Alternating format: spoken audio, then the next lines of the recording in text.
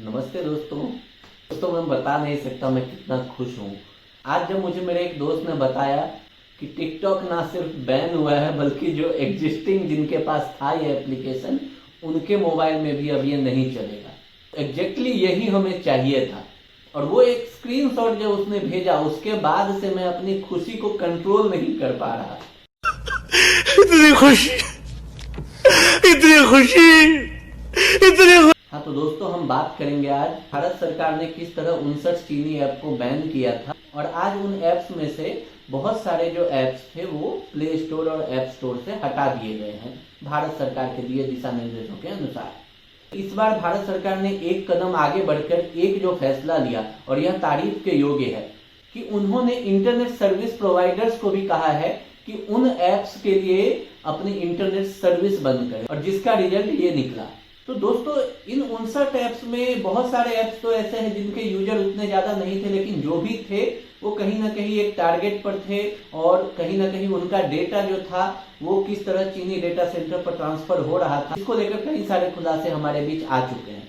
तो इसमें जो प्रमुख एक ऐप जिसका बैन होना बहुत ही जरूरी था, और जैसा कि मैंने मेरे पिछले वीडियो में कहा था कि हम जो भारतीय हैं वो डंडे की भाषा ही समझते हैं, वो नियम कानून ही समझते हैं, वो कोई भी चीज अपनी रिस्पॉन्सिबिलिटी लेकर नहीं करना चाहते। और वही इस मामले में भी हो रहा था कि टिकटॉक को लेकर पिछले 2-3 महीनों से जब से मैंने उस ऐप्स पर उस तरह की वल्गैरिटी देखी, उस तरह की जो एक हैरेसमेंट वाले वीडियो आ रहे थे और कहीं ना कहीं एक पूरा यूथ जो बर्बाद हो रहा था इस एक प्लेटफॉर्म पर, वो जब मैंने देखा, और ये एक हमारे जो दुश्मन देश हैं चीन या पाकिस्तान जैसे, वो बहुत खुश होंगे जब इस देश का युवा इस कदर बर्बाद हो रहा हो जैसा कि टिकटॉक पर पिछले 1-2 साल से चल रहा था और पिछले 4-5 महीनों में कुछ ज्यादा ही बढ़ गया था।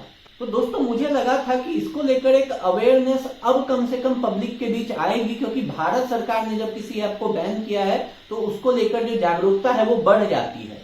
लेकिन मैं देख रहा हूं कि ट्विटर पे आज के दिन में ही कुछ ट्रेंड चल रहे हैं, एक कोई रोपोसो ऐप है, दूसरा कोई प्रोफाउंडली ऐप है।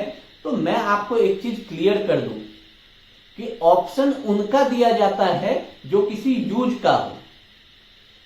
टट्टी का ऑप्शन टट्टी ही होता है, उसी तरह जो एप्स आपको चूतिया बनाते हैं उनके जो ऑप्शन है वो एप्स भी आपको चूतिया ही बनाएंगे।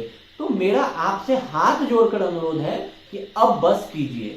आज लोग टिकटॉक की जगह चाहे वो मित्रो हो या रोपोसो हो या प्रोफाउंडली जैसा कोई ऐप हो, मेड इन इंडिया के नाम पर कुछ भी चेप रहे हैं। तो मैं आपको इतना ही कहना चाहूंगा कि बहुत मुश्किल से भारत सरकार ने देश के युवाओं को सुधारने के लिए एक फैसला लिया है, कम से कम उसकी थोड़ी सी रिस्पेक्ट रखे। मेड इन इंडिया कैंपेन को इतना बदनाम ना कीजिए कि आप टिकटॉक जैसे घटिया प्लेटफॉर्म का ऑप्शन ढूंढने लगे। और मैं आज आपको यह भी बताऊंगा कि जो 59 ऐप्स भारत सरकार ने बैन किए उसमें कुछ ऐप्स हमारे काम के भी थे और उनका क्या ऑप्शन हो सकता है आज के दिन में हमारे पास। तो जैसे शेयर इट ऐप था, ये डेटा ट्रांसफर के लिए एक बहुत अच्छा ऐप था, चाहे वो शेयर इट हो या जेंडर हो, लेकिन अगेन वो डेटा सिक्योरिटी और प्राइवेसी का एक इशू था। तो जो लोग भी शेयर इट या जेंडर ऐप यूज करते थे वो उसकी जगह गूगल की फाइल्स या जियो स्विच जैसे ऐप्स का इस्तेमाल कर सकते हैं और ये सिमिलर वे में वर्क करता है।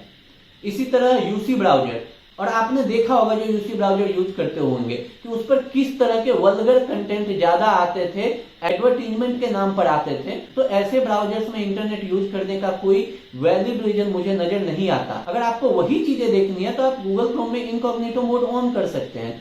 उसी तरह मोजिला फायरफॉक्स जैसा ब्राउजर भी है जो अच्छा एक एक्सपीरियंस देता है यूजर को और इस तरह की वल्गैरिटी प्रमोट नहीं करता। माइक्रोसॉफ्ट ने जो अपने क्रोमियम बेस्ड एक ब्राउजर बनाया माइक्रोसॉफ्ट एज, उसका भी यूजर इंटरफेस बहुत ही अच्छा है और यूजर्स उसको यूज कर सकते हैं नॉर्मल इंटरनेट ब्राउजिंग के लिए। एक और ऐप जो बैन हुआ, कैम स्कैनर, इसका इस्तेमाल हम अक्सर डॉक्यूमेंट स्कैन करने में करते थे, लेकिन आप खुद सोचिए कि जब आप अपने कुछ कॉन्फिडेंशियल डॉक्यूमेंट्स और उनको अगर आप कैम स्कैनर से स्कैन करते हो और वो आपके उस डेटा को स्टोर करता हो और उसको चीन की सरकार के जो डेटा सर्वर हैं उन पे अपलोड करता हो, तो आप सोचिए कि आपकी प्राइवेसी किस तरह से रिस्क पर थी और आपका बिहेवियर, आपकी लाइफस्टाइल सब कुछ कैप्चर हो रहा था। तो इसीलिए इस तरह के ऐप्स को बैन करना जरूरी था। लेकिन कैम स्कैनर का एक अच्छा विकल्प, अभी आईआईटी के कुछ छात्रों ने कागज नाम का ऐप तैयार किया है इसको आप इस्तेमाल कर सकते हैं।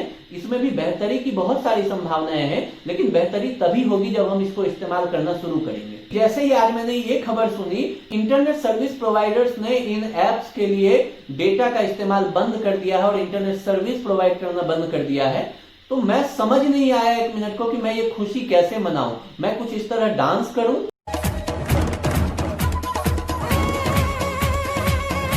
या समुद्र के किनारे कहीं बीच पर ऐसे भागता फिरूं। मेरी खुशी मुझसे कंट्रोल नहीं हो रही थी।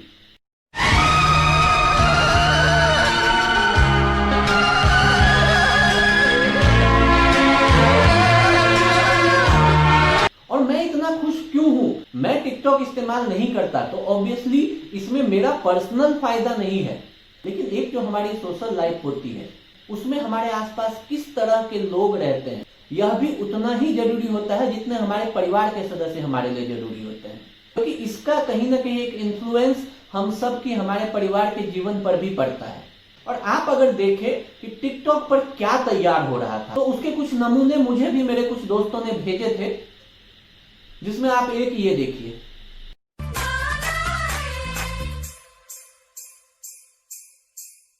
मुझे साजन के घर जाना है, मुझे साजन के घर जाना है, मुझे साजन के घर। अब इतने पर भी आपका मन नहीं भरा तो ये दूसरा देखिए।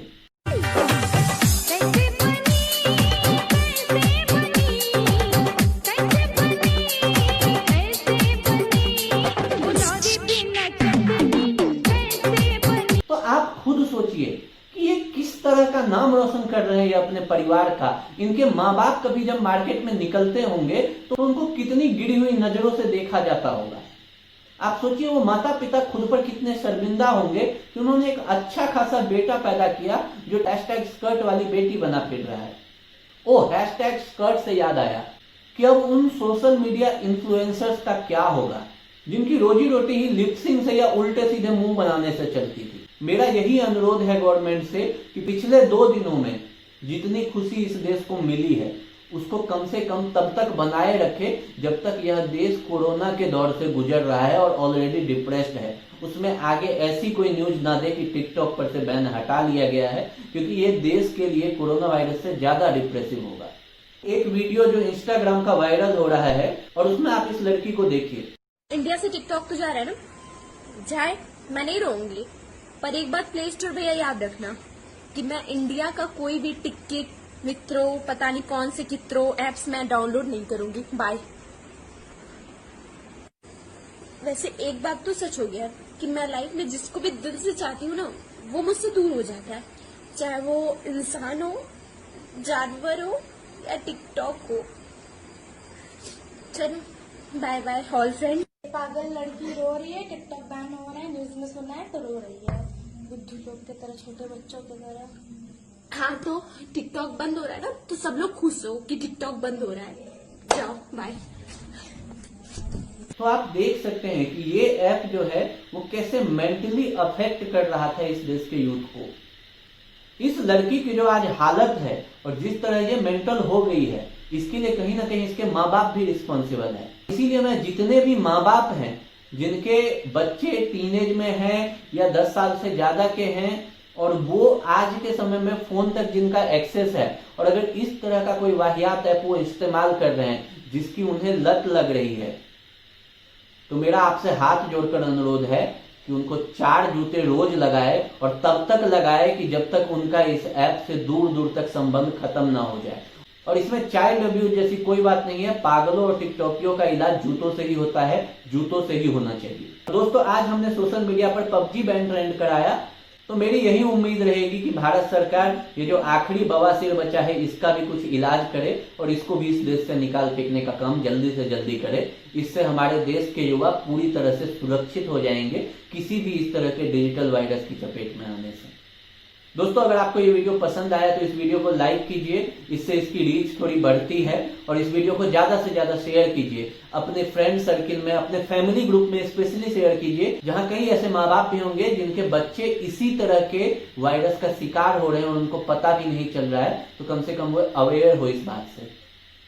और दोस्तों मुझसे जुड़े रहने के लिए मेरे चैनल को सब्सक्राइब कीजिए, क्योंकि मैंने मेरे स्टैट्स में एक चीज देखी और मुझे बहुत दुख हुआ कि मेरे चैनल पर जितने लोग वीडियो देखने आते हैं उसमें सब्सक्राइबर मेरे बहुत कम है। मेरी वॉच टाइम अच्छी रहती है, लेकिन अगर सब्सक्राइब नहीं करोगे आप तो फिर वो एक दिल टूटता है ना, दिल दुखता है। अरे भाई समझ के बोल रहा हूँ यार, बुरा लगता है भाई, आप लोग भी जानते हो यार। प्लीज भाई, मैं भाई समझ के बोल रहा हूँ दोस्तों, प्लीज आप वीडियो देखिए। ऐसे काम मत कीजिए। अगर आप मेरा वीडियो देख रहे हैं तो प्लीज मेरे चैनल को सब्सक्राइब कीजिए, 1 सेकंड से ज्यादा समय नहीं लगेगा। और वही सब्सक्राइब के ठीक राइट में आपको बेल आइकन दिखेगा, उसको प्रेस कर दीजिए। इसके बाद अगली बार से आपको मेरे वीडियो देखने के लिए अलग से यूट्यूब पर नहीं आना पड़ेगा, आपको खुद उस वीडियो की नोटिफिकेशन मिल जाएगी। तो भाई लोगों, इतना तो कर ही सकते हो भाई, मैं खुश हूं, क्यों मुझे उदास कर रहे हो। अपने घरों में रहिए, अपने अपनों का ध्यान रखिए और मेड इन इंडिया के नाम पर किसी भी चूतिया बनाने वाले ऐप को सपोर्ट मत कीजिए, उन तमाम ऐप को अनइंस्टॉल कीजिए। और जब ये लॉकडाउन खत्म होगा और आप अपने दोस्तों से मिलेंगे तो उस समय टिकटॉक के बैन होने की खुशी में एक बार ये डांस तो बनता है। बहुत बहुत धन्यवाद। घरवा में रही और सबका से है अनुरोधवा अनुरोधवा अनुरोधवा चिन्मा